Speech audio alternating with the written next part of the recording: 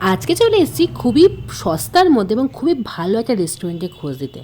তো হ্যালো বন্ধুরা, তোমরা সবাই কেমন আছো? আমি বৈশালী, আশা করছি তোমরা সবাই খুব খুব খুব ভালো আছো এবং তোমাদের আশীর্বাদ ও ভালোবাসা আমরাও কিন্তু সবাই খুব ভালো আছি। তো বড়দের আশীর্বাদ এবং ছোটোদের ভালোবাসা নিয়ে চলো আজকের ভিডিওটা শুরু করা যাক।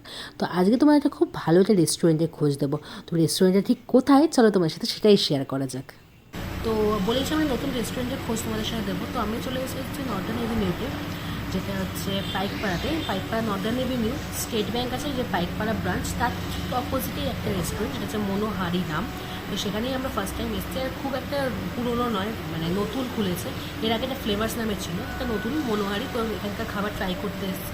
তো দেখা যাক এখানকার খাবারের কোয়ালিটি কেমন, কেমন টেস্ট আর প্রাইসটা কেমন, সেটা তোমাদের সাথে সম্পূর্ণ শেয়ার করবো। তো ভিডিওটা দেখতে থাকো, আশা করছি অনেক কিছু জানতে পারবে। প্রথমে খাবার দাবার শেয়ার করার আগে প্রথমে জায়গাটাকে একটু শেয়ার করে নিই। তো জায়গাটা খুবই সুন্দর, মানে খুব সুন্দর সাজানো গোছানো।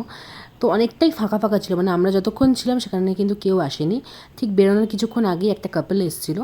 তাছাড়া মোটামুটি রেস্টুরেন্টে কিন্তু ফাঁকাই ছিল। অ্যাম্বিয়েন্স বেশ ভালো, স্টাফ বিহেভিয়ার কিন্তু খুবই ভালো।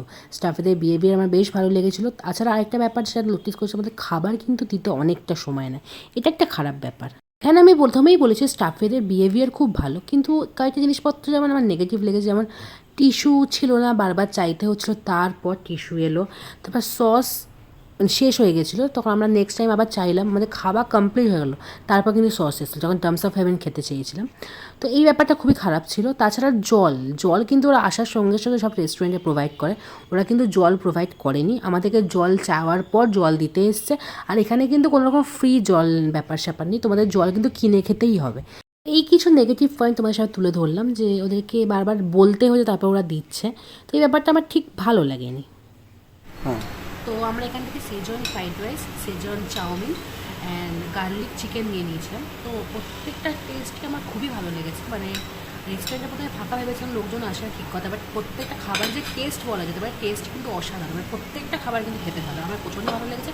এত ভালো খাবার, তাই আমি টার্মস অফ হেভেনটা অর্ডার করেছি। এবং ওটা খেয়ে দেখবো ওটা কেমন খেলে সেটা তোমাদের সাথে শেয়ার করবো। তোমাদের যেটা বলেছিলাম যে এবার তোমাদের সাথে শেয়ার করবো টার্মস অফ হেভেনের টেস্টটা কেমন। তো এটার টেস্টও বেশ ভালো ছিল, মানে খাবারের টেস্টগুলো কিন্তু প্রত্যেকটা বেশ ভালো। যেগুলো তোমাদের বলেছিলাম যে নেগেটিভ লেগেছে কম ব্যাপার, তো সেইগুলো যদি তোমরা অ্যাডজাস্ট করতে পারো তাহলে এখানে খাবার খেয়ে তুমি স্যাটিসফাই হতে পারো। মানে খাবারের কোয়ালিটিও বেশ ভালো, এবার পরিমাণটাও মানে মোটামুটি বেশ ভালোই দিয়েছে, কম নয়। আর প্রাইসের দিক থেকেও আমার ঠিকঠাকই লেগেছে। তুমি এখানকার চাইনিজ খাবার কিন্তু 200 থেকে 250-এর মধ্যে সব খাবারই পেয়ে যাচ্ছ। সে চাউমিনই হোক, ফ্রাইড রাইসই হোক, বা চিলি চিকেন বলো, বা টার্মস অফ হেভেন বলো। তো খাবার বলতে পারছো, দেখেই বুঝতে পারছো বেশ অনেকটাই পরিমাণ আছে। আর প্রাইসের দিক থেকেও আমার বেশ ভালো লেগেছে। তো আশা করছি আজকের ভিডিও তোমাদের ভালো লেগেছে। তো আজকের মতো এইটুকু, আবার দেখা হচ্ছে নেক্সট কোনো ভালো ভিডিও নিয়ে।